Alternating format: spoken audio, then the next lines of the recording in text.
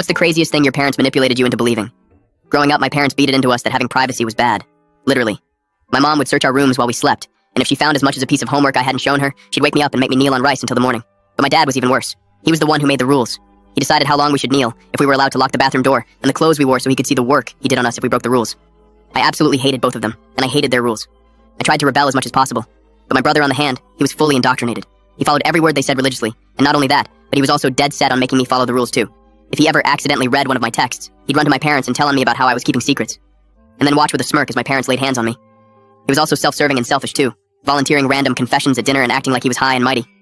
Our parents praised him so much for being open, and over time I guess it paid off for him, because my parents started letting him do things they had never let before.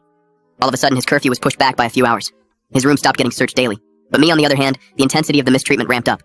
If I came home from school and didn't tell my parents about every class in detail within the first few minutes, I'd get punished, and severely too. Oftentimes I'd wince in pain in class when sitting down, lying to my teachers about why I was hurting. And then things got even worse. My parents started allowing my brother to search my stuff too, and he absolutely loved it.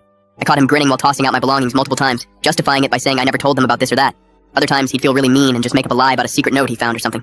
When that happened, my parents would lock me out of my own room and make me sleep on the couch, but only after the wailings. I'd see my brother lingering in the hallway after my punishments, smirking like he was the king of the house. What's really sad about all of this is that it didn't matter what I did. I tried getting all A's. I'd clean the whole house every weekend. I'd offer to cook dinner for them, but if I wasn't sharing every little detail about my life with them, they looked at me like I was less. Eventually, they even started giving me the silent treatment. They'd all eat dinner together and leave me at the kitchen counter, alone. One night, after a particularly bad punishment from my parents, I was feeling particularly low, and that's how I made the biggest mistake of my life. I thought I could trust my brother. I was desperate for some kind of ally, so I told him how I felt. Within an hour, my dad had me laying face down over his lap, getting the belt out.